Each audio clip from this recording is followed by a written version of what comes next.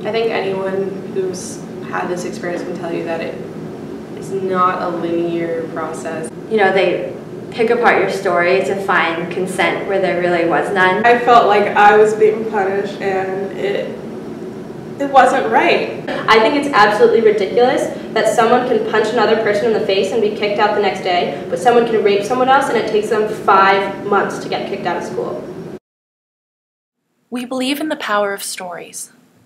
We believe in the power of stories to challenge, to make connections, to foster conversation, maybe to even change. Yet not all stories can be easily told.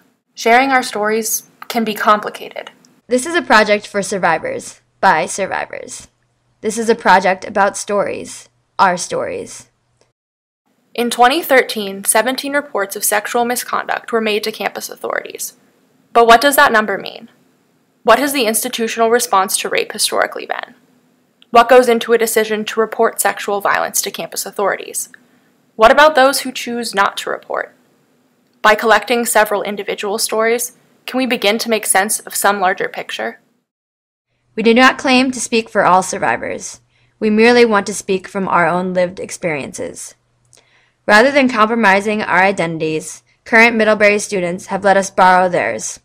They have donated their images to this project as a sign of solidarity and support. They have lent us their identities so that we can tell very important stories, our stories, in our own voices. This is Middlebury Unmasked. I think that Middlebury has to be very critical about how they go through these processes and what advances can be made.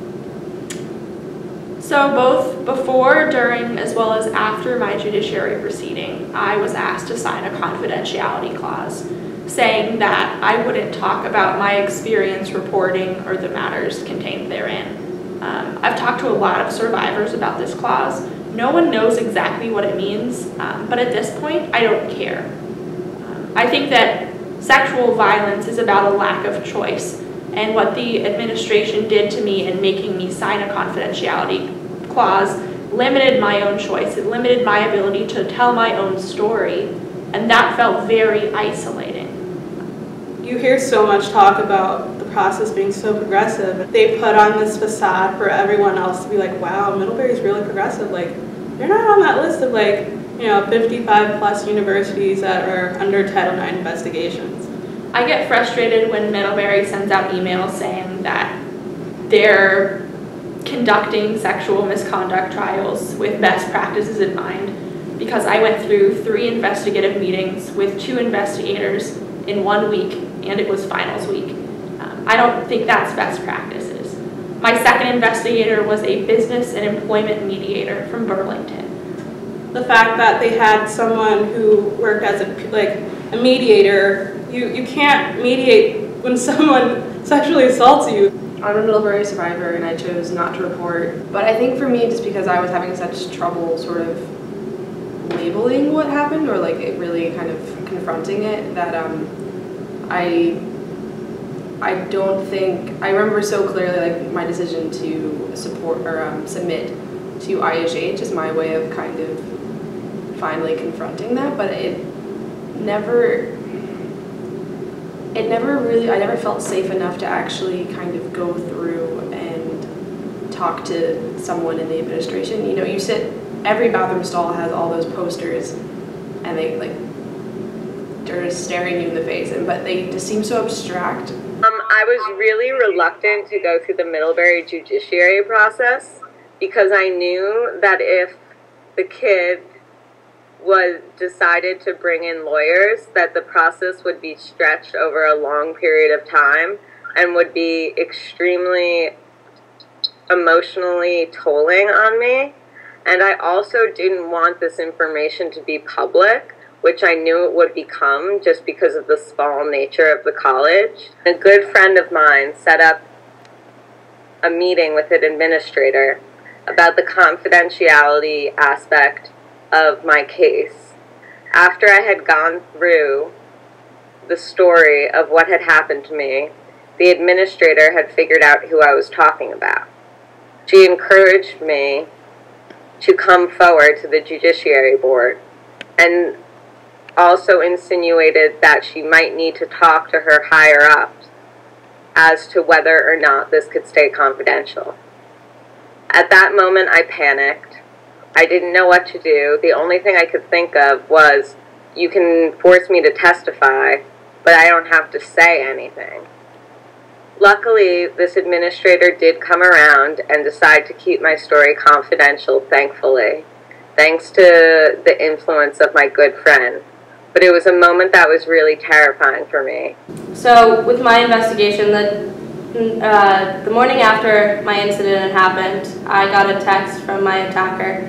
He had somehow gotten my number, and I woke up to a voicemail and 4 Facebook messages and 4 texts, all saying he was sorry for what he had done. Taking naked photographs of someone and videotaping them doing things that they don't want to be doing, that they're being forced to do, that are really inappropriate. It's just that admission, that apology should count as a piece of evidence, and him admitting that he was guilty. And you think that he would be found guilty right away, but then it took 5 months for him to leave. I went through a sexual misconduct judicial process 2 years ago, and my verdict was not guilty. He was only suspended for a year and a half. It felt like a slap in the face, because I told someone right after it happened, I went to the hospital and I got the rape kit, which was overtly traumatizing. And I did everything they tell you, like what you're supposed to do, and this was the outcome I got. Another thing with the investigator, she never saw that he didn't test my clothing with the rape kit, and she never thought to be like, maybe we should get these tested and see what this would do. And it just never came across her mind to get my clothes tested, which shows how much the school has, how careless they are with the people they hire for these judicial processes. And another thing that really made me upset was that when my case was finally over, Karen Gutentag sent me the update, and I was really happy to have the update that he had officially withdrawn. But she ended her email with the green dot sort of slogan, which says, "Ending violence, no one has to do everything, but everyone has to do something. What's your green dot?" And it's amazing that she did that, because she tried to end violence, but it doesn't just end. It doesn't just go away. And also, it didn't feel like she was doing anything for me. He was allowed to submit outside evidence, op-eds, things like that, to his briefs. And when I would submit outside evidence about rape traumatization, they would be struck with a black line by Middlebury's Judicial Affairs Officer.